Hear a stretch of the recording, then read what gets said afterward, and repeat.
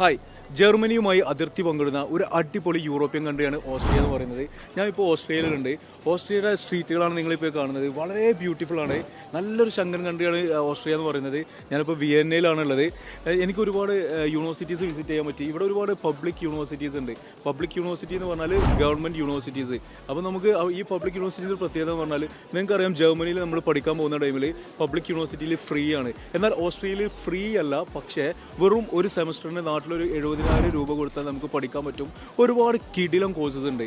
അതായത് engineering courses ഉണ്ട്, biomedical കോഴ്സുകളുണ്ട്, മോളിക്കുലർ സയൻസ്, ഫുഡ് സയൻസ്, അതുപോലെ മാനേജ്മെൻറ്റ് സ്റ്റഡീസ് ഒക്കെ ഇവിടുത്തെ പബ്ലിക് യൂണിവേഴ്സിറ്റീസ് പ്രൊവൈഡ് ചെയ്യുന്നുണ്ട്. ഇതിൻ്റെ റിക്വയർമെൻറ്റ്സ് എന്ന് പറഞ്ഞാൽ വളരെ സിമ്പിളാണ്. ഒരു 60-65% മാർക്ക് മാത്രം മതി. ജർമ്മൻ ലാംഗ്വേജിൻ്റെ ആവശ്യമില്ല.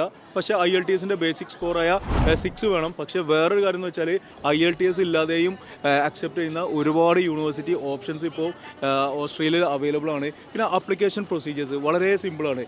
ഇവിടുത്തെ ഒരു സ്റ്റാൻഡേർഡ് ഓഫ് ലിവിങ് ആണെങ്കിലും അതുപോലെ തന്നെ ഇവിടുത്തെ ഒരു ക്വാളിറ്റി ഓഫ് എഡ്യൂക്കേഷൻ ആണെങ്കിലും ജർമ്മനിയുടെ അതേ ലെവലിലാണ്. പക്ഷേ ആപ്ലിക്കേഷൻ പ്രൊസീജിയേഴ്സ് നോക്കുകയാണെന്നുണ്ടെങ്കിൽ ജർമ്മനിയുടെ അത്ര സ്ട്രിക്റ്റ് അല്ല. ജർമ്മനിയിൽ APS ആവശ്യമുണ്ട്, പക്ഷേ ഓസ്ട്രേലിയയിൽ APS ആവശ്യമില്ല. അതുപോലെ ജർമ്മനിയിൽ ബ്ലോക്ക് അക്കൗണ്ടിൽ ക്യാഷ് കാണിക്കണം, പക്ഷേ ഇവിടെ ബ്ലോക്ക് അക്കൗണ്ടിൽ ക്യാഷ് കാണിക്കേണ്ട ആവശ്യമില്ല.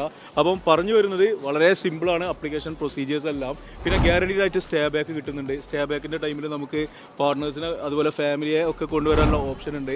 വേറൊരു വലിയൊരു പ്രത്യേകത എന്ന് പറഞ്ഞാൽ ഇവിടെയാണ് ഏറ്റവും കൂടുതൽ പ്ലേസ്മെൻറ്റ്സ് നടക്കുന്നത് യൂറോപ്പിൽ വെച്ചിട്ട്. ഇവിടുത്തെ പബ്ലിക് യൂണിവേഴ്സിറ്റീസിലെല്ലാം നല്ല രീതിയിൽ കോഴ്സ് കംപ്ലീറ്റ് ചെയ്തതിന് ശേഷം പ്ലേസ്മെൻറ്റ്സ് കിട്ടുന്നുണ്ട്. അപ്പോൾ ഇങ്ങനെയൊക്കെ നോക്കുമ്പോൾ ഒരു ബെസ്റ്റ് കൺട്രി ഓപ്ഷനാണ് ഓസ്ട്രിയ എന്ന് പറയുന്നത്. ജർമ്മൻ ലാംഗ്വേജ് പഠിക്കുകയാണെന്നുണ്ടെങ്കിൽ പാർട്ട് ടൈം ജോബ് പെട്ടെന്ന് കിട്ടും. അത് ജർമ്മനിയിലാണെങ്കിലും അങ്ങനെ തന്നെയാണ്. ജർമ്മൻ്റെ ഒരു ബേസിക് നോളേജ് ഉണ്ടെന്നുണ്ടെങ്കിൽ അത് അപ്ലിക്കേഷന് നമുക്ക് ജർമ്മൻ ലാംഗ്വേജ് ആവശ്യമില്ല. പക്ഷേ പാർട്ട് ടൈം ജോബൊക്കെ കിട്ടുന്ന ടൈമിൽ ഒരു ബേസിക് നോളേജ് ഉണ്ടാകുന്നത് നല്ലതാണ്. അപ്പം ഓസ്ട്രേലിയയിലേക്കുള്ള അപ്ലിക്കേഷൻസ് ഒക്കെ ഇപ്പോൾ സ്റ്റാർട്ട് ചെയ്തിട്ടുണ്ട്. കൂടുതൽ ഡീറ്റെയിൽസ് അറിയാൻ താഴെ കൊടുത്തിട്ടുള്ള നമ്പറിൽ കോൺടാക്ട് ചെയ്യാം.